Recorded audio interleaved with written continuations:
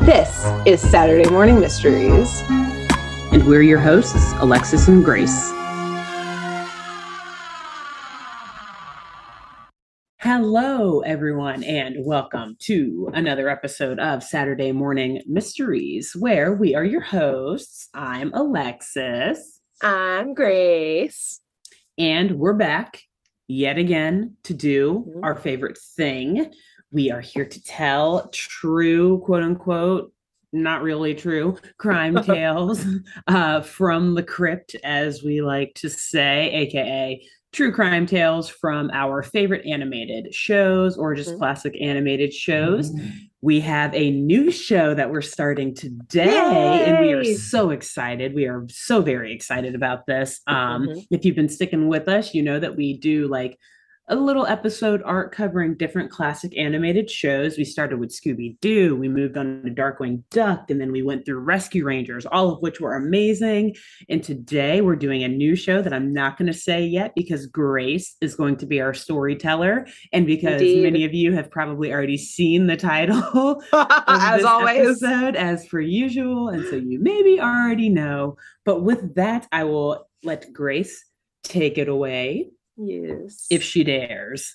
I do indeed dare. And as a reminder that we gave two, I'm going to, again, like always, build up to the show, but keep in mind the hints that we gave last week's episode of Farmer and the Newscaster, which after I do my little intro, we'll get into why we use those introduction or hints. So we'll see if if I owe anyone $5 before the day is over.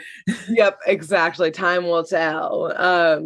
So like all of our other shows, again, I'm going to try my best to set the scene for the show when it came out. And then we'll talk a little about the characters, about the show in our lives, and then we'll dive into the episode. So in this case, this show premiered in 1999. Some major world leadership related events happened, like the impeachment of Bill Clinton. At the very end of the year, Vladimir Putin became president in Russia. The world was geeking out about the upcoming Y2K and impending doom of the world due to the internet, et cetera, et cetera. In the line of true crime, 1999 was also when Columbine happened in Colorado. And a Colombian serial killer that I had never heard of until I was researching this, nicknamed La Bestia, was arrested. He was captured after killing, it's estimated, around 200 boys. So like, real fucked up. Yeah. Wow. Yeah. So like any like actual full true crime podcasters, if you could do that episode, that sounds interesting, but I don't want to research it. I want to listen to someone else tell me about it. I want to watch cartoons instead. Yeah, exactly. You're like, someone else do this work. Thanks. Someone do that, please. That sounds sad and scary. Very scary. And 1999 was a year of simply incredibly iconic entertainment. We had SpongeBob SquarePants start, The Matrix, the first Matrix, Harry Potter and the Prisoner of Azkaban, the book came out, Toy Story, TLC's No Scrubs, Law and Order SVU, the Slim Shady album, our new show, which is a combination of the last two things on this list of fucked up things and iconic entertainment. Courage the Cowardly Dog. Courage our new dog show, everyone. So Alexis, what did you watch the show in 1999 and on? What was this relationship for you and this show? So for me, this show was almost life-changing because I will say I grew up in a family that watched horror movies like constantly. Like I saw Freddy Krueger, Nightmare on Elm Street, the first movie, when I was in kindergarten, like 6 years old. Oh God. Truly. So if anyone's wondering why I'm such a unique individual, that might be part of the answer. But it was just so amazing to see a cartoon that had characters and storylines almost as scary as some of the movies that I grew up watching. but for it to be on Cartoon Network and like for it to be something that I could watch like as soon as I got home from school and not like, oh, we got to go rent a movie from Blockbuster and see this scary thing. Like, no, it was something that I could pop on, and that I guess because of how creepy and out there it was something that my older brothers could also enjoy. So we would all definitely sit around and watch some of these episodes together. And I have these vivid memories of like sitting in my mom's or in my parents' family room. Like we have woods behind her house or a bunch of trees. And so it gets very dark. And like we would just turn all the lights off in the family room and just it would be so dark and kind of eerie. And we would have that show on and just like the blue light from that show lighting up her whole family room in the dark. Just great memories, like creepy, spooky nights watching that. And yeah, I think for that reason, it's perfect for us to tie in some true crime elements in this podcast. So what about you? How does this resonate with you as a show? Yes. So I love that you brought in the horror movie aspect, because as I've mentioned in the past on this show that I do not watch horror movies.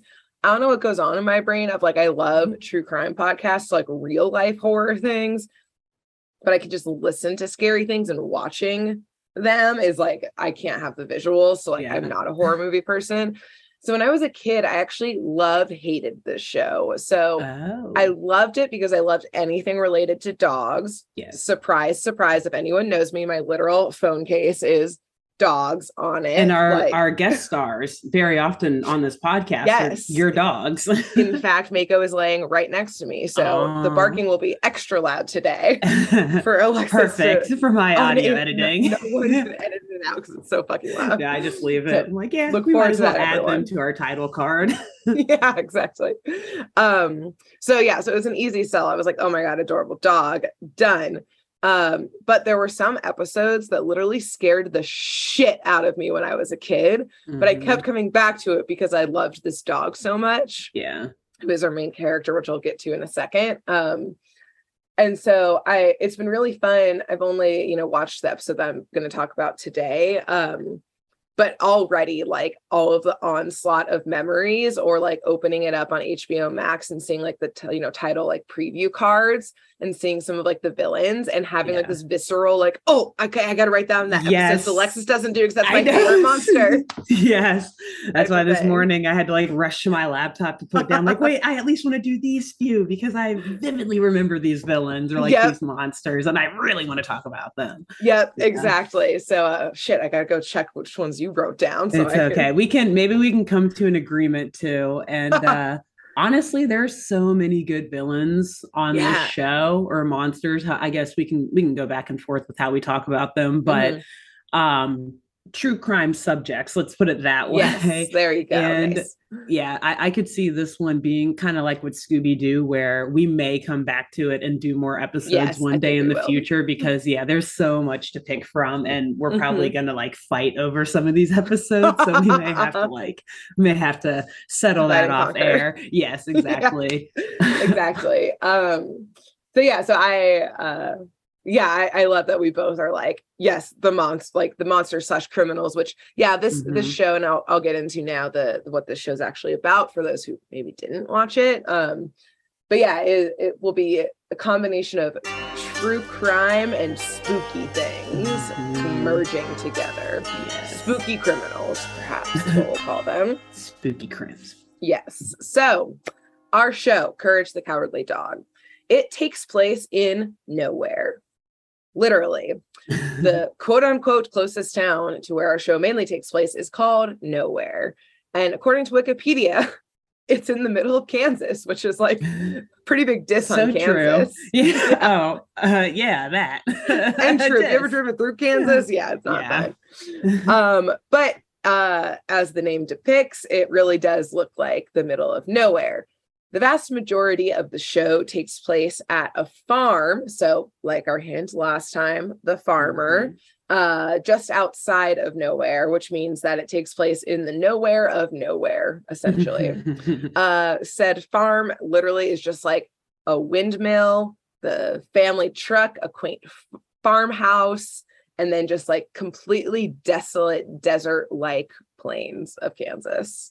And speaking of family, the show stars kind of three main characters that make up this little family.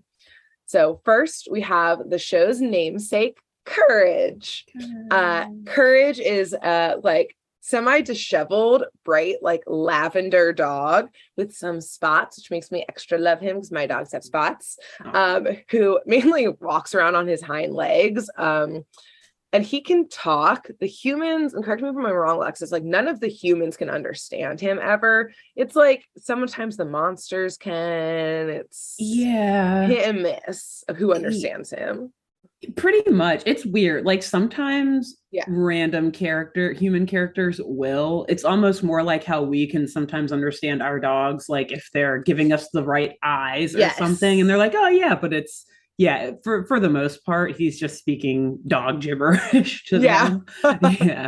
He's like speaking to the audience, I guess. Dog gibberish so we can understand him.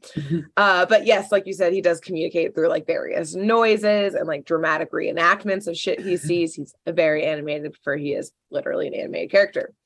And Courage was a little abandoned baby, little pup who was found by the family that took him in when he was still little.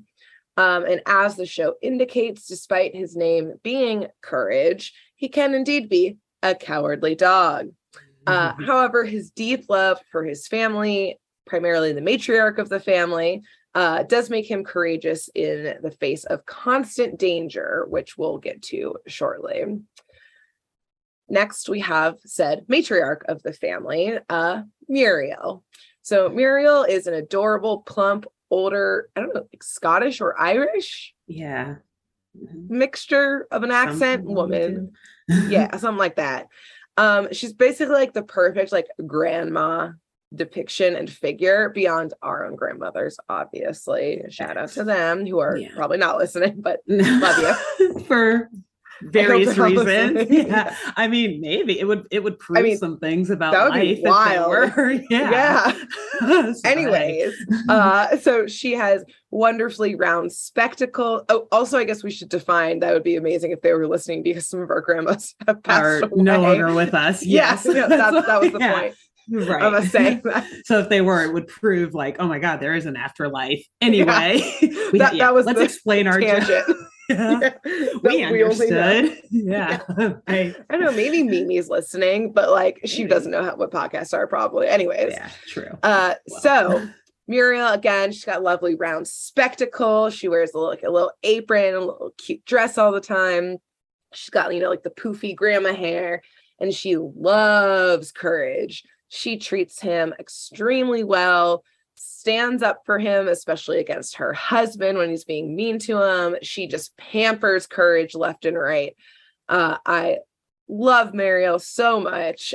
She kind of sort of often finds herself either being like a damsel in distress or just being like unaware of the situation and just like carrying on as if everything, like she's just in the bathroom while all of this shit was happening, type of thing.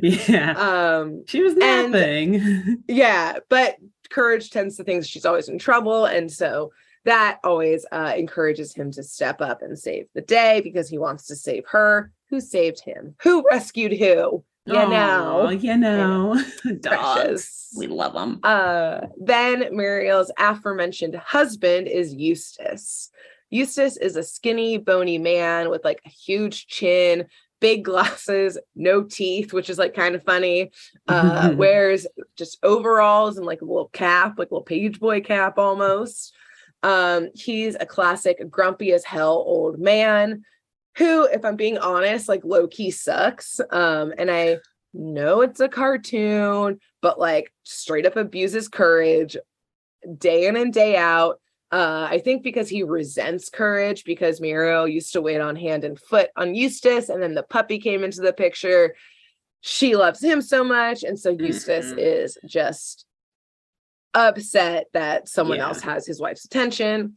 But sometimes I will give him some credit that he will sometimes pair up with Courage to save Muriel. So basically, they will come together to help on occasion when it's for her. So, because somebody's got to make his dinner, I mean, literally that you say came up you in say he episode. abuses courage. He definitely, I won't get too much into it then, but he definitely abuses Muriel too, at least like psychologically, if not. I mean, like there's the physical abuse with courage and the absolute emotional and psychological abuse. Anyway. Yeah. Who's the real criminal in this show? Yeah, to be fair. Okay. Let's lay it out Wild now speculation that we think this, but at the end of our arc, let's come back to write a note. To see if we indeed remember him correctly as maybe like should be investigated in the whole line of this show. Interesting. So we have these three interesting characters. What is the show about? Basically, the show follows this constant barrage of criminals, monsters, aliens, ghosts, mad scientists, evil supernatural creatures, and other perils and criminals that all somehow find their way to this little farm on the edge of nowhere. In our arc of this show, we'll basically be diving into all of these horrors that courage is combined. Porridge is terrifying. Horridge kind of sounds like porridge. Courage ate the horridge porridge. Anyways, what horrors courage has to battle? The background of the criminals in this very crime-ridden place, which hiding in the middle of nowhere, I guess, is a good hiding spot for all these evil creatures. And just the general efforts that courage has to go through to keep his family safe. Of note, on the logistical side of things, this show, you can get it all on HBO Max. This show is set up like how other cartoons and shows used to be, which is in one, 22-minute slot. There's actually 2 episodes. So we decided of how we're going to break it down is the season number, the episode number, and then if it's part A or B of an episode. So is it the first half of this episode or the second half? So for example, my episode today, I'm doing season 1, episode 1, part B, which is Dr. Quack, Amnesia specialist. Man, I didn't beat you to that one. Oh, wow. Quack, what a legend. Really legend. A legend. So I'd like to take you on a journey today, Alexis and dear viewers and listeners, a journey that will lead us down the path that one Dr. Quack took that found him assaulting Eustace and Mariel, binding them and trying to straight up murder Courage. Oh boy. And as I think a lot of our Courage episodes will entail, we're going to wildly speculate about this criminal, Dr. Maurice Quack, which, see, look, I'm already speculating that his first name is Maurice. Because good, nice. I was just wondering. We don't get it, but I decided that was his first name. It works. It fits very well. Yes, indeed it does. So sorry to any Maurices listening right now, but like, my bad. Your name fits for an evil duck. An evil French duck. Yeah. So I postulate that Maurice Quack grew up not in nowhere, Kansas, but right across the border in what I decided was somewhere, Oklahoma. Nice. By the way, Quack is definitely a French-Canadian duck. I've decided as well. And yes, he is straight up a duck for our listeners who aren't familiar. He's got like a big old long orange bill, very like suspicious, shifty eyes constantly, and the blue bow tie that matches his like, he's got like the Elvis curl type of blue hair, like baby blue hair. So anyways, a little background on Maurice's family. I believe that the Quacks made their way to somewhere, Oklahoma, after Maurice's father needed to flee their homeland in Quebec, where they were French-Canadian citizens, but they had to flee due to his father's rap sheet of crime that was simply growing too large. Because I think the entire Quack clan was a criminal family, even back when Maurice's grandparents were still in France and before they had to flee to Quebec to avoid whatever law was coming after them in France. So I think Maurice the Quack was very, very young by the time his father crossed the Canadian border with him and his brother Jean. And where do you go when you want to hide? Oklahoma, I guess. Somewhere Oklahoma. You go somewhere. You go somewhere. Literally, somewhere Oklahoma. They were like, where are we going to go? I don't know, somewhere. Oh, let's write down Oklahoma. They say it as they're like driving by the sign that says somewhere. They're like, let's go somewhere. No shit, Maurice. No, somewhere. Oh, okay, Maurice. Good idea, Maurice. Which, that's the correct attitude his father would take, as we'll get to in a second. Oh, okay. So I believe that Maurice's father didn't move there to lay low. No.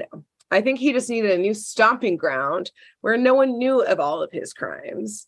Raising his kids in somewhere, he taught them all of the tools of the trade to be a career criminal, and namely a career con artist.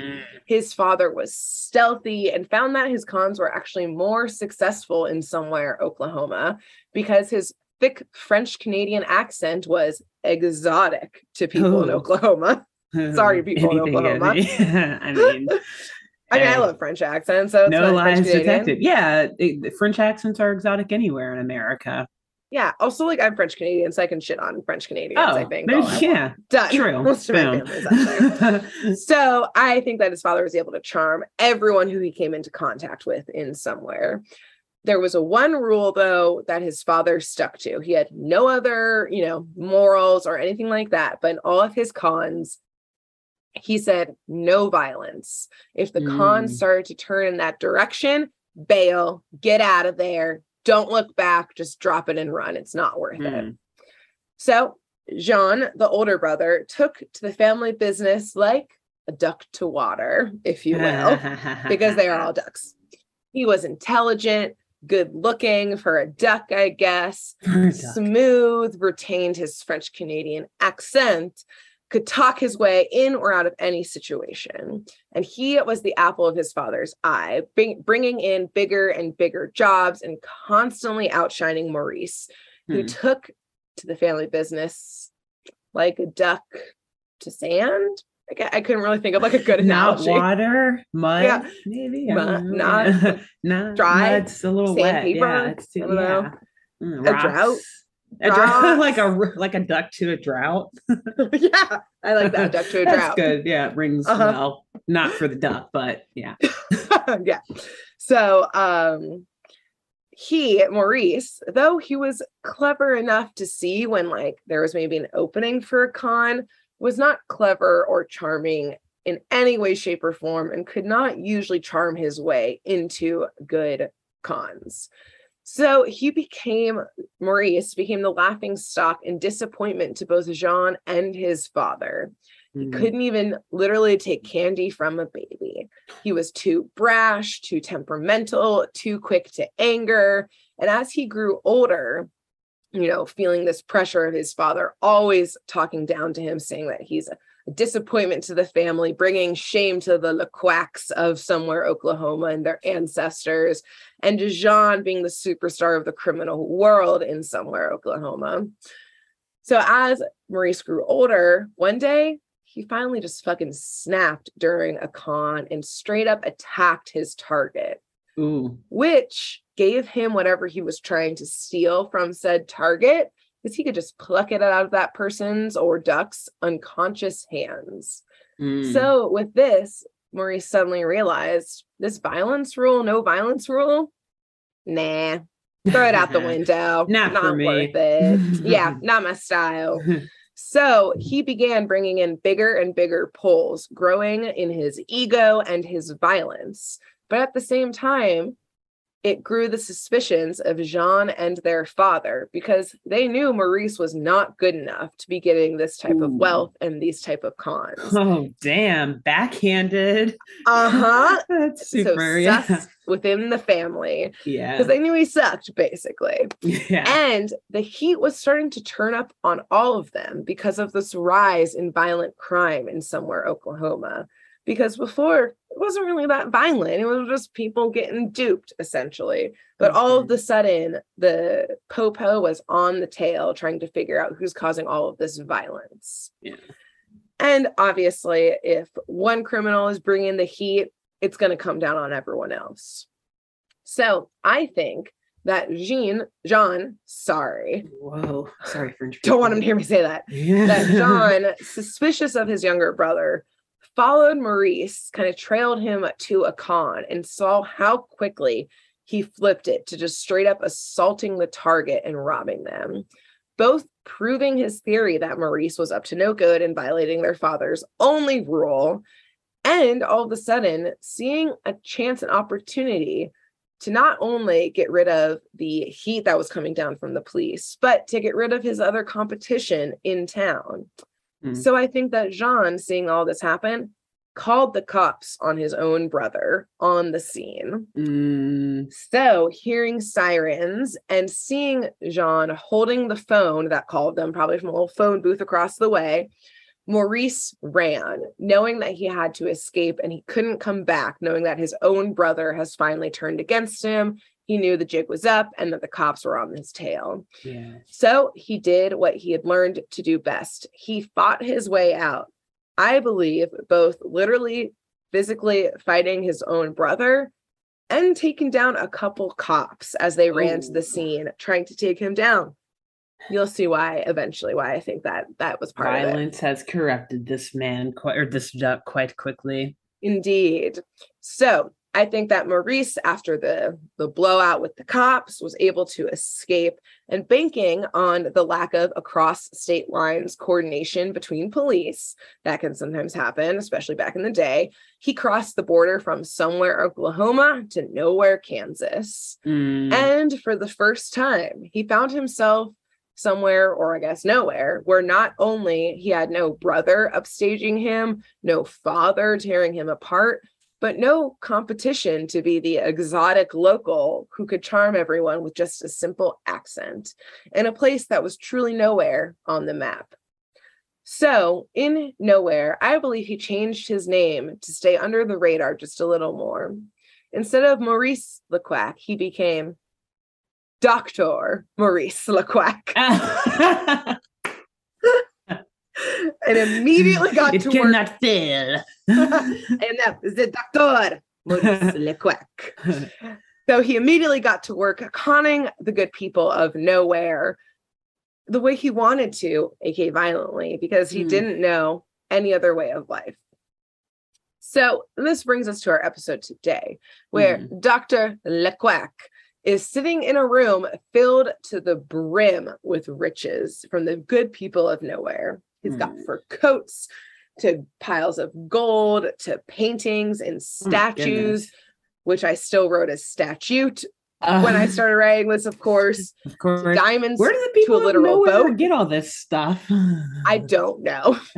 I think the people of Nowhere might also be criminals, maybe. Yeah, maybe. They're like, we'll talk at the end maybe about that. Yeah, they're like criminals about Nowhere. Outside of Nowhere, they like don't do it within the boundaries of Nowhere, which like fun fact back in the day of like Wild West, like Bonnie and Clyde-esque people, like Ma Barker-esque people, there were certain towns, I want to say somewhere in like St. Louis maybe was one of them, where like the rule was what was that?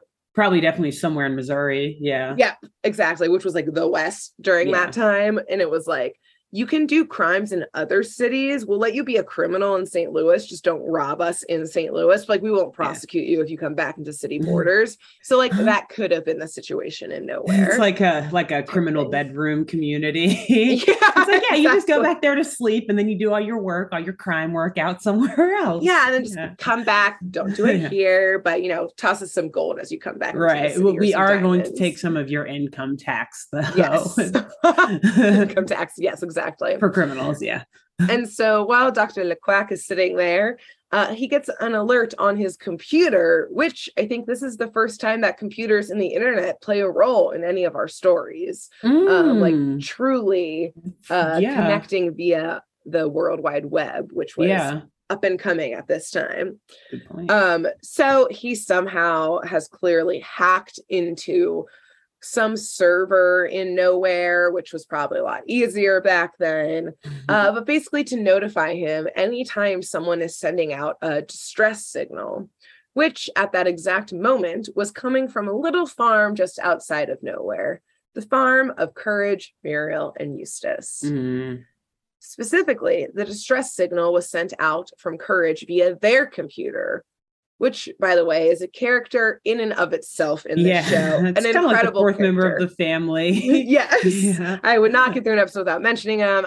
It is a super sassy British search engine who Courage always consults, goes to Google, essentially, in attempts to figure out like what the fuck is haunting their house, who's trying to rob them, what to do in different situations. And it has dry British humor and just talks down to Courage constantly. And it's very funny. Amazing. Eventually they get to the answer they need at some point or another. So, for example, right now in our episode, Courage is in the process of trying to figure out why Muriel suddenly forgotten who she is, where she is, who Courage is, who Eustace is, after a plank fell on her head from the roof. The sassy computer, eventually after some shenanigans, tells Courage that it's amnesia. So Courage is looking up an amnesia doctor, trying to figure out like, well, I guess that's a medical condition. We should get someone in here to help Muriel. Because, you know, obviously Courage is heartbroken that Muriel can't remember him. Of course, it makes total sense. Yeah. And Eustace, as you mentioned earlier, is taking full advantage of Muriel's forgetfulness and saying, oh, you know who you are?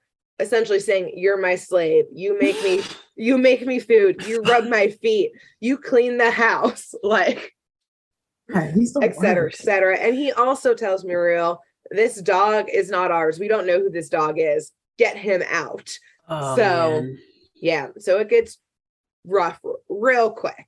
You know, but good.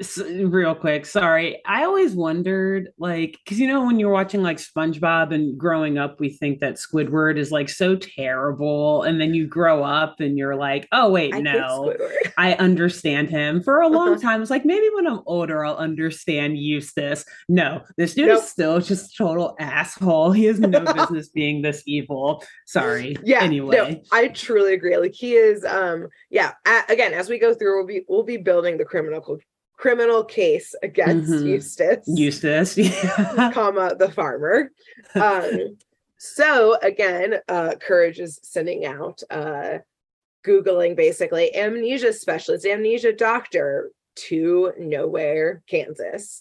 And lo and behold, who turns up at their door? A very cleverly disguised Dr. Quack, who has added the two smallest little wisps of a mustache to his beak as his quote-unquote disguise. It's like literally like less than an eyebrow, like just curled up. Yeah, and was just like, that's right there, like the nice little French mustache. Yes, exactly. And to him, this will be one of his easiest marks yet, because he doesn't have to really con them out of any goods, because these people have amnesia. So he can just walk in, rob them blind, and leave, and they won't even remember. Eustace answers the door to Quack, which I only mentioned because Dr. Quack hands him a business card he was able to whip together, and it says, Dr. Quack, amnesia specialist, do not call. Which I think is just really funny, being like, don't call me. Yeah, don't call me. Here's my business card, but don't call me. Yeah, don't call me. So anyways, Eustace turns Quack away, actually, being like, no one called an amnesia specialist. Get out of here. Because obviously he wants to keep Muriel having amnesia to be his slave forever. Again, Eustace, a whole situation there. Yeah. But Quack is unfazed by this because he just snaps right into his usual pattern and goes to violence. He immediately gets out his weapon of choice, which is like a giant, basically like Harley Quinn style sledgehammer, and knocks Eustace out on the spot, drags him into the house, and just tosses him to the coat closet. Oh my God. Yeah. So just extreme violence immediately. But he was like, you're not the one who was going to help me rob this. I'll just get you out of the way. Now he has another amnesia client for later. Yeah, for later. Hopefully. And if not, I'll just hit him again until he has amnesia, probably. So Courage sees all of this go down and knows this is not time to fuck around. He's got to save Muriel and the sledgehammer-wielding French-Canadian duck maniac. Courage runs to Muriel and begs her to leave the house, but she has no idea who he is. And side note, for some reason, it's like playing, I think she's like playing like a sitar, like the like Indian like string instrument, just like on the floor, like plucking away at it. Like no context. Like, really good at it too. Yeah. She's fully playing a song. Context. Yeah. None whatsoever. She's just there. Nothing. She's there doing it. It could be so many other things. Like she could be playing the piano. She could be playing the guitar. Yep. Sitar. Playing a flute. No, yeah, both things. Exactly. So again, she has no idea who he is, who Courage is, and so she shoos him away and tells him to get out of the house. In this commotion, cues in Quack to where in the house the amnesia patient is. So he runs into the room and immediately sees that Courage is trying to fuck up his con and goes, aka trying to get his patient, quote unquote, out of there. Mm-hmm. So Dr. Quack goes after Courage immediately with the sledgehammer. And this is where the show gets its name. Faced with a violent French-Canadian duck with a giant hammer, Courage books it the fuck out of there and just leaves Muriel behind. And like, I do want to note really quick, like, same, maybe. Yeah. Really quick, total side tangent. Like, what would Reese do in this situation? Thank you. Okay. I was going to say, well, if I was a dog, I would probably, see, that's a toughie. So as a human, I don't think I would book because it's a fucking duck. Like, kick that shit. Sorry, duck lover. And like, I love ducks too, but if a duck's attacking me, like, I'm not just going to take it. But if it's my dog, yeah, right. I want to think that Reese would like snap at it. Maybe in her younger, more spry days. But now she'd probably just run the fuck away too, like yelping. Yeah. No. Please don't hurt me. Yeah, leaving her mom's behind. Exactly. Like, sorry, Steph. Yeah. I postulate or very much think that Mako, who's laying beside me right now, would just like bark a ton at the duck and try and herd the duck, most likely, because he is a little herding mutt. So like effectively like trying to nip and like just barking in the face of the duck and like probably like at some point snapping at him.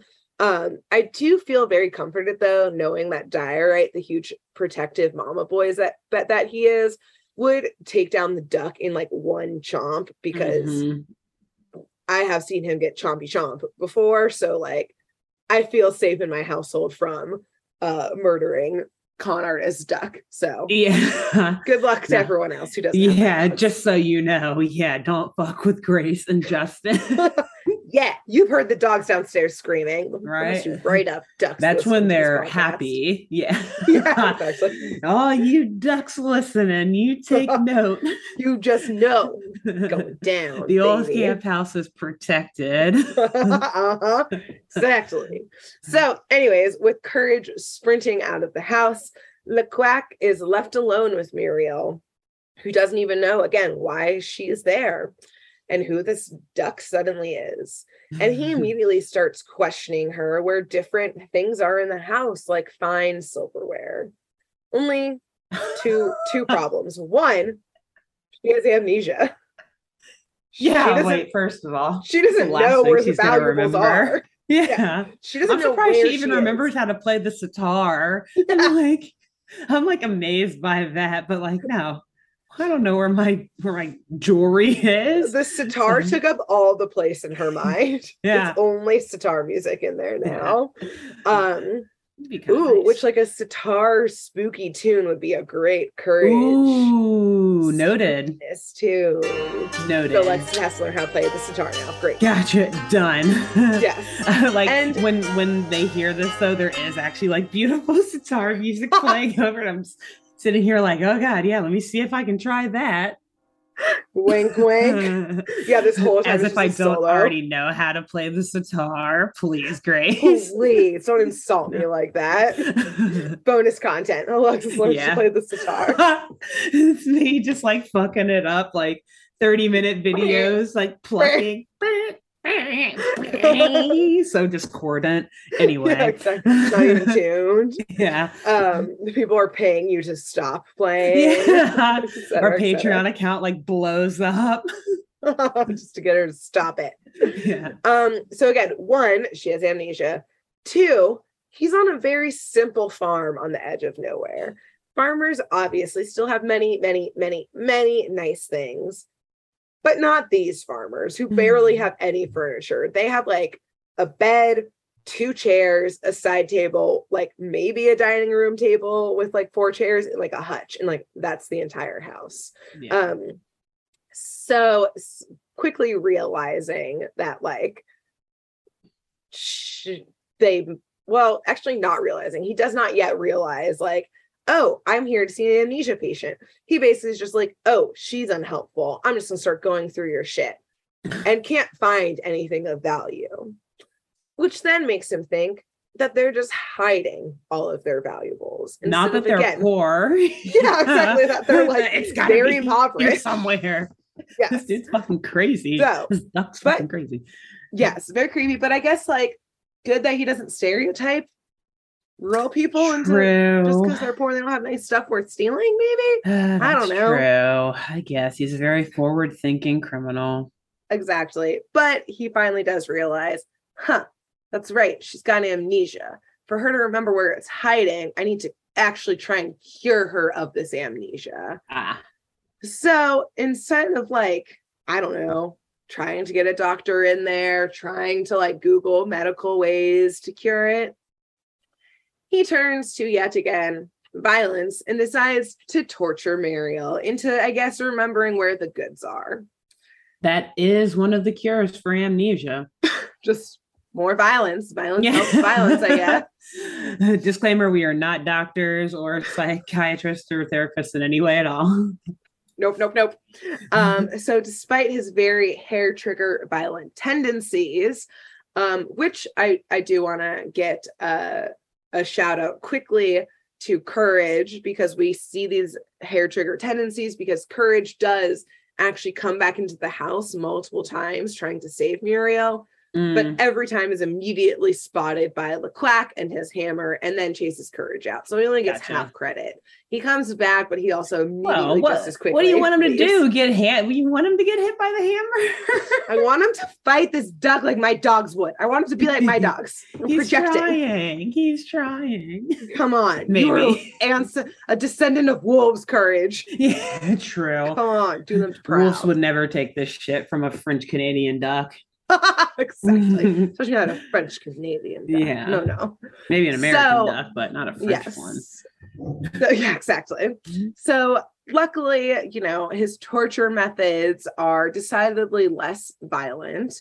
He ties Muriel up and tickles her with a feather. Tickles her feet with a feather. Oh. He sets up I guess Eustace's model train and ties her to the tracks and just has a train like a Rube Goldberg machine throw pies into her face, which I don't know where the pies came from, but I assume Eustace made Muriel bake all of them while she was under amnesia, as aforementioned abusive tactics to him. So again, to his credit, Courage again keeps coming back, trying to thwart the criminal. But finally, he realizes once this little train track situation is set up, that he doesn't have to fully expose himself this time to the Quack. Instead, he can just do some very, very clever, quick wiring of the model train and explode it right in LeQuack's face. Wow. Unfortunately, it barely impacts the Quack because it was a dog trying to do electrical work. And it just makes LeQuack more full of pure rage that this job is not as easy as it was supposed to be. So LeQuack decides, all right, we're going to leave Muriel on the side for right now. The old grumpy dude's still in the closet, passed the fuck out, if not dead. Yeah, don't forget about that. Side note. Yes, we need to take care of this dog because he's slowing down my process. So to keep Courage from getting away this time, Quack boards up all of the windows and doors of this house so that there is no escape and is trapping Courage within his own home. But luckily, Courage does something that none of our heroes have done yet. Well, we saw it like somewhat in Darkwing Duck, and Scooby-Doo, but like not directly and a couple steps removed. Okay. And it's something that Courage doesn't really do all that often, but sometimes does. Courage sneaks away to the computer up in the attic, so where Quack didn't know, and gets on the computer and calls the police. Oh my God. Wow. Because there's an intruder assaulting everyone in the household. I mean, to be fair, it took him quite a while to get there, but wow. This is an anomaly. Are you sure he called the police? They never called the police. I will say, even calling the police took a while because the police like answered via like sassy computer chat, and they were like, "What do you need help with?" And they're like, he's like, "A duck is assaulting everyone." And they're like, "Where are you?" And he goes, "A farm in nowhere." And the police go, "Well, what do you want us to do about it?" Classic cops, am I right? Anyways. So as the final showdown between Courage and Quack is happening, aka shenanigans running through the house, Home Alone style, Courage trying to protect Muriel, not running away literally because he can't get away at this point. The cops bust into the house. Oh, good. Which is a whole other discussion, by the way. They just break down the door. Yeah. But, they... Good. Yeah, exactly. It's a whole other discussion, not our podcast. Yeah, right. They get there and arrest Quack. However, dear listener, beyond hilariously seeing Dr. Quack get cuffed, because the cuffs are, like, huge on his, like, little wings. Yeah. He could like just slide out. We get to actually see, which this does not happen often either in our episodes so far, we get to see what happens to Quack when he gets taken away. Which, if you will recall my wild speculation earlier, that Quack has evaded capture from police by going as far as assaulting officers to escape. The actual ending scene to this episode is fucking cuckoo bananas wild as we slowly pan over to a rural country road, probably en route to the Nowhere County Jail. And all we see is an overturned cop car with smoke rising from it. And Dr. Quack wearing an officer's uniform, walking away from the crash with no signs of the officers, the bodies, anything, anywhere. So, dear listeners, this will not be the last time we see Dr. Quack. And that's it. I don't know how to act like guitar spooky music. This is very funny. My computer just like sent a notification like, "Are you trying to play music?" I've never seen that before. Oh my God. If that's what it thinks music sounds like, I'm so sorry. Oh, wow. Wonderful job. Amazing. Wow. Thanks. So, and that is our first episode, our first tale from Courage, the Cowardly Dog, the tale of Dr. Maurice Quack. Maurice Quack. How do you say doctor in French? Médecin. Médecin Maurice Quack. Wow, that was very impressive that you knew it. I hope that's the way. Well, because the first thing I thought of was it's really cool. The organization Doctors Without Borders. Have you heard of them? In French, it's Médecins Sans Frontières, which sounds so cool, right? Everything Doctors. See, this is frontier why we is like border. Yeah, this is why we get conned by a French Canadian duck. Because immediately I was like, "Tell me more." Wow, I am the French Canadian duck. Bird, right. That was hundreds of years ago. My family, we actually spelt our last name with the I instead of the Y, but a couple too many of us got caught, so we just changed that around, moved to Cincinnati, Ohio. We're like southwestern Ohio. And now now we're gonna have to change it again. We're gonna have to add an E to the end of it to keep throwing people off. Is that an accent on the Y or something? Beard. Yes, but no, Perfect. Great job. That was so much fun. And a great way to start off Courage as well, because I think that Quack is probably one of the most memorable one of the most memorable villains. I guess he's not quite a monster. I mean, and he's in his own way. He's figuratively a monster. Yes. That's his personality is monstrous. Yes. Yeah. So that'll be we're starting off our courage arc. Stay tuned for more, and between now and next week for more courage. Who should they tell about this podcast, Alexis? Oh boy, let's see. This week, I think you should tell. You know, we've talked about telling your therapist and stuff like that before, so I can't say, you know, because we talked about Quack being whatever kind of doctor he is.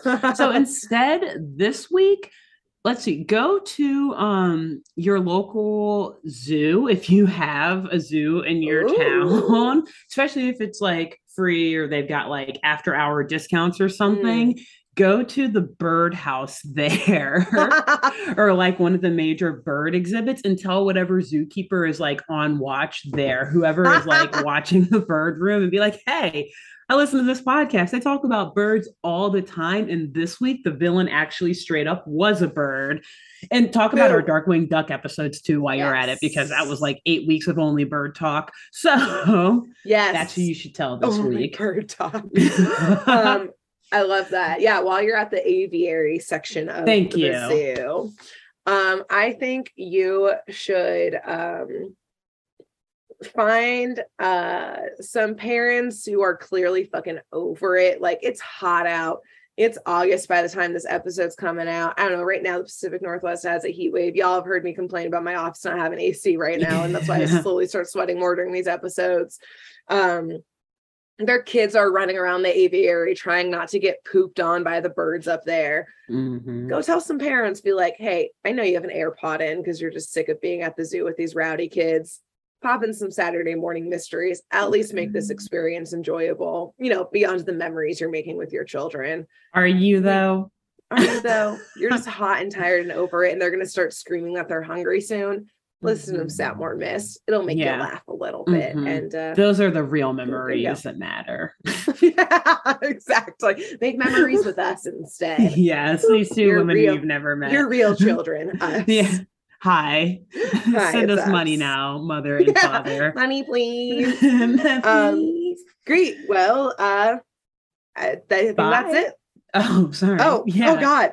See ya. Au revoir. À demain. Okay, now you're just being too fancy. Until tomorrow. Goodbye. Bye. Thanks for tuning in to Saturday Morning Mysteries. If you enjoyed this episode, please share, rate, review, leave us a like, and drop a comment. We post episodes every Saturday and bonus tune tangents whenever we feel like it. So please subscribe so you don't miss the shenanigans. And if you want to follow us on YouTube, click the bell under the YouTube subscribe button to receive notifications when new videos are posted. And if you want to subscribe to the podcast, we have no idea what you're listening to us on, so just hit the big subscribe button on whatever app you're using. We believe in you.